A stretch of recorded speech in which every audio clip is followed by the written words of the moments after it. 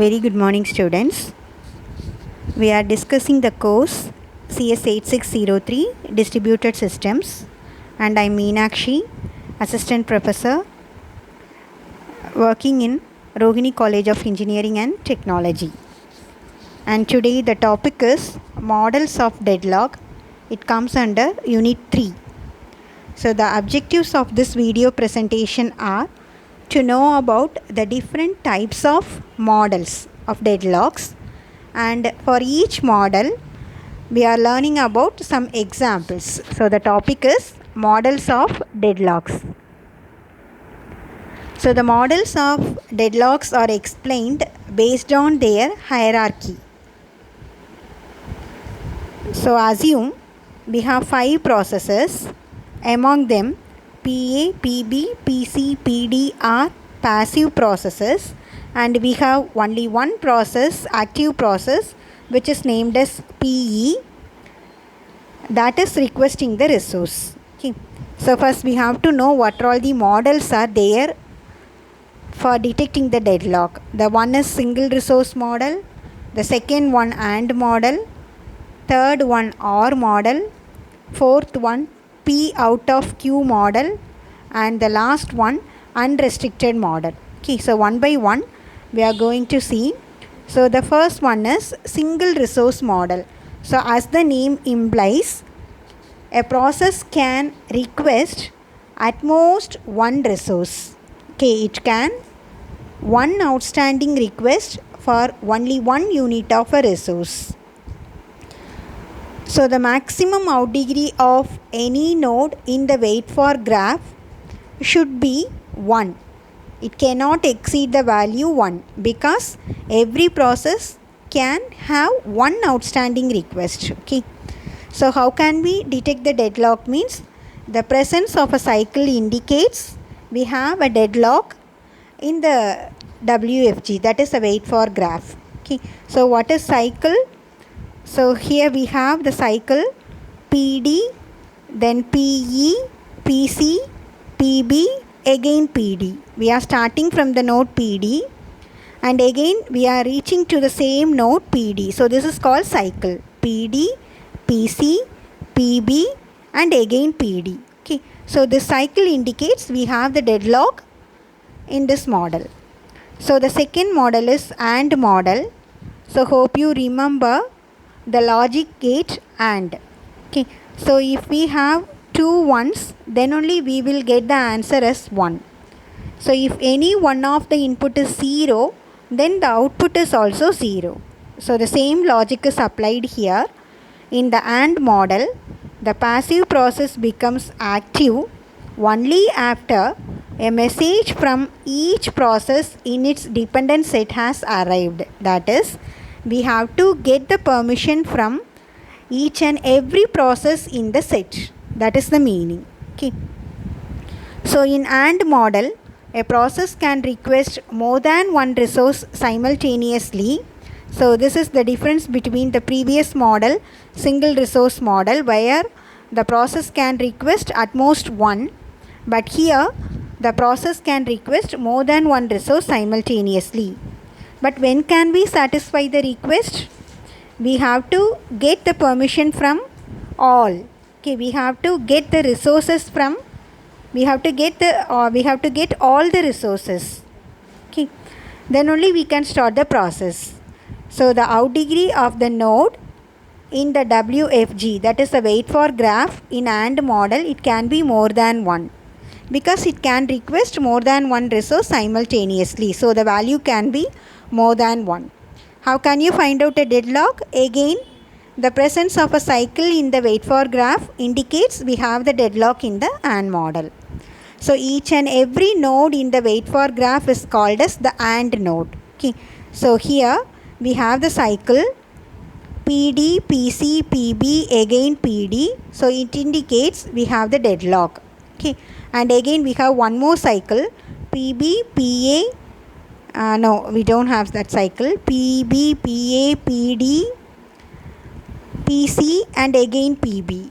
Okay, once again PB, PA, PD, PC and again PB. So again it's a cycle So it indicates we have a deadlock in the AND model. And the third model is OR model. So like AND model, here also the process can request multiple resources simultaneously, but the difference between the AND model and OR model is, in AND model we have to get all the requested resources, but here if any one of the requested resources granted, then you can satisfy the request. You don't need to get a grant permission from all the resources. Okay, so if any one of the resources is obtained, then you can satisfy the request, you can start the process. That's the difference.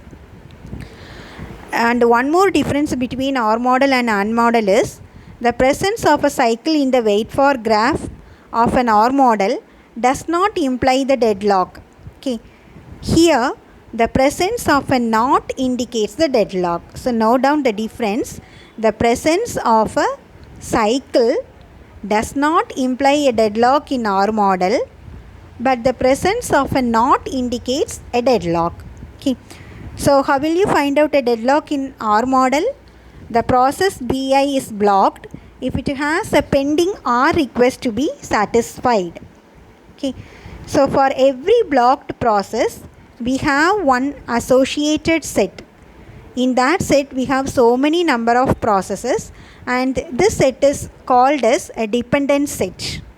Okay, so a process can move from idle state to active state if it receives a grant message from any one of the process in its dependent set. Okay, we don't need to get a grant message from all the processes in the dependent set. If we get a grant message from any one of the process, then we can move from idle state to active state. Okay, so the process is permanently blocked if it never receives the grant message from any of the processes in its dependent set. So in short, you can say that the process is deadlocked, okay, if the following conditions are met. The first condition is each of the process is the set S is blocked. Each of the process in the set S is blocked. Okay, every process in the set is blocked. And the second condition is the dependent set for each process in S is again the subset of S. And third condition, we don't receive any grant message from any process. That is, no grant message is in transit between any two processes in the set. Okay, so this is the NOT, which indicates we have a deadlock in our model. So see the diagram. So here we have a cycle P1, P2, okay, P3, P4, P5, P6, P8, P9 and again P1. So in the AND model we have the cycle, so it indicates the deadlock. But in OR model, okay, the presence of a cycle does not imply the deadlock, so we need NOT. Okay, so see, we don't have NOT, that is, we have some other processes P5, P7, P10. So you can receive the grant message from one of these processes to get the resource. So you can release from the deadlock. So we don't have a deadlock in the OR model since we don't have the NOT. Okay, see the second diagram. So again P1, P2, P3, P4, P5, P6, P8, P9 and P1.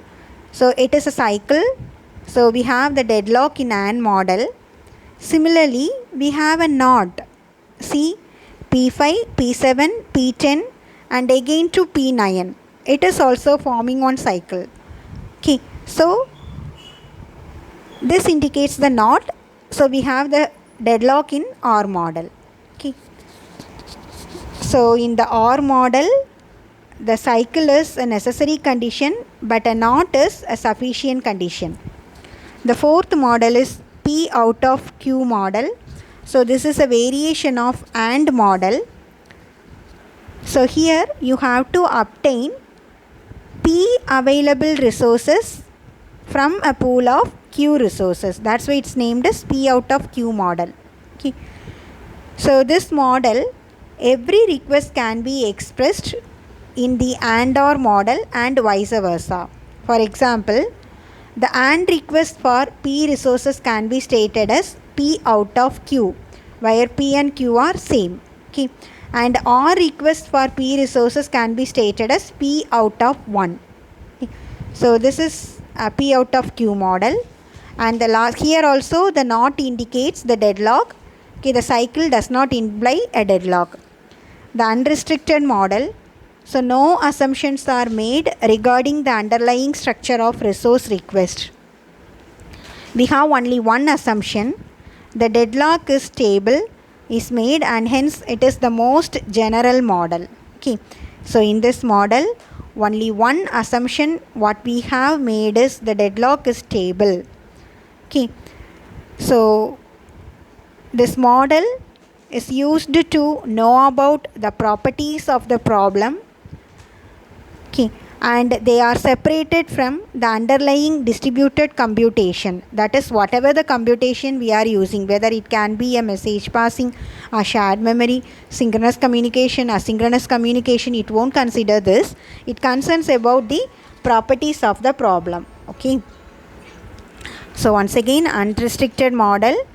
So we don't have any assumptions regarding the underlying structure of resource request, like the AND model, like the OR model. We don't have any assumptions. Okay.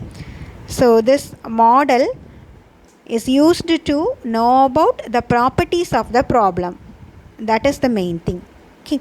So with this we have concluded the models of deadlock. Thank you.